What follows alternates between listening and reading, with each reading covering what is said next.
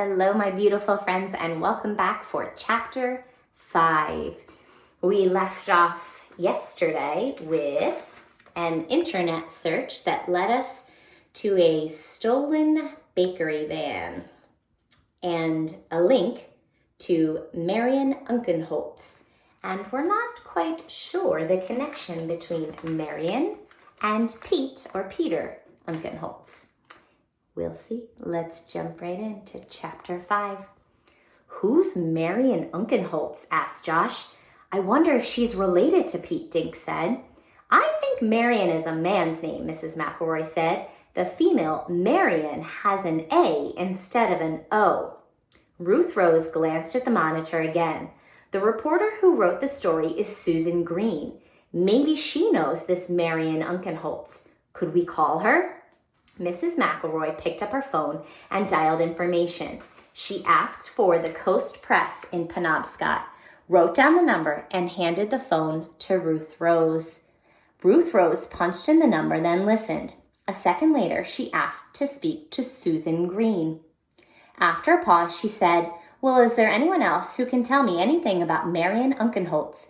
Your paper reported that he stole a van. Ruth Rose waited and then listened to someone else. It is, she said. Oh, well, thank you.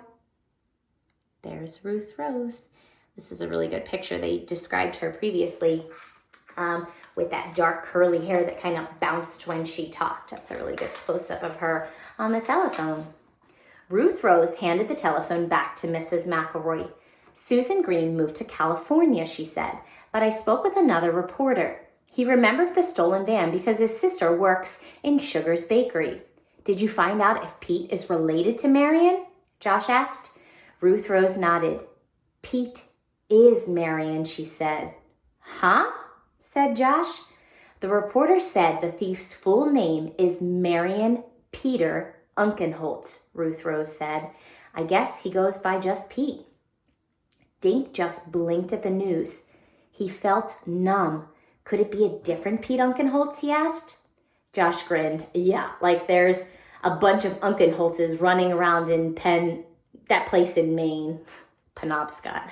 It's kind of a hard word to say. And they're kind of making a joke of it, but his name is not a very common one, Unkenholtz.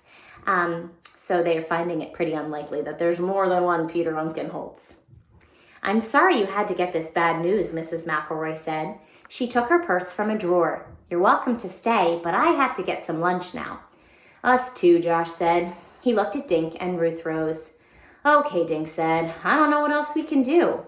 Well, I have an idea, Ruth Rose said. The kids thanked Mrs. McElroy and left the library. Does your idea have anything to do with lunch? Josh asked Ruth Rose. I'm so hungry I could eat a spider. Ruth Rose headed down West Green Street.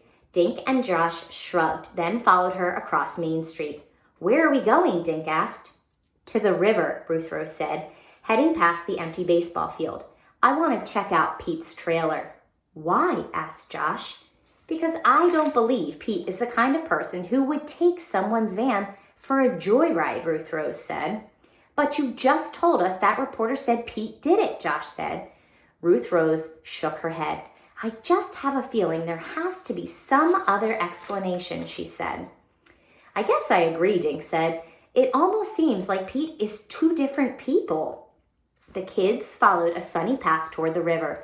In a clearing, they saw picnic tables and fireplaces. Only one campsite was occupied. Under a tree was a small white trailer, the kind you pull behind a car or a truck. A few yards away, the Indian River sparkled in the sunlight. So form that picture in your head. And then I'll show you the actual picture. Cool trailer, Josh whispered. It would be fun to sleep here. You could fish from your bed. 3 aluminum steps led up to the door. Under a window was a lawn chair. And again, you're getting all that detail in the picture. A red and blue flannel shirt was draped over its back. The spot was quiet except for bird calls and squirrels scampering in the leaves. Show that as close as I can.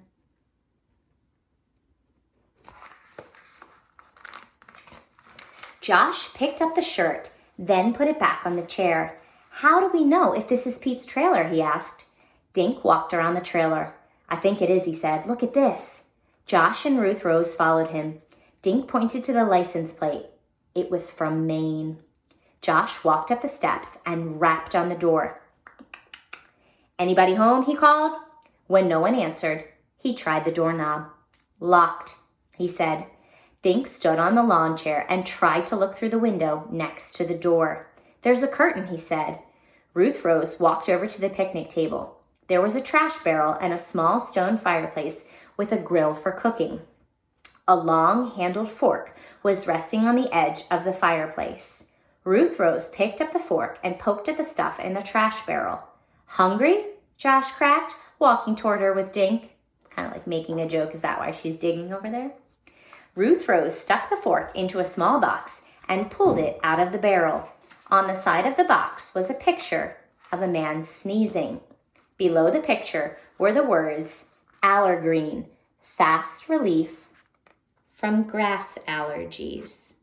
And remember, the reason Pete left the baseball game in the first place is because he was sneezing his head off.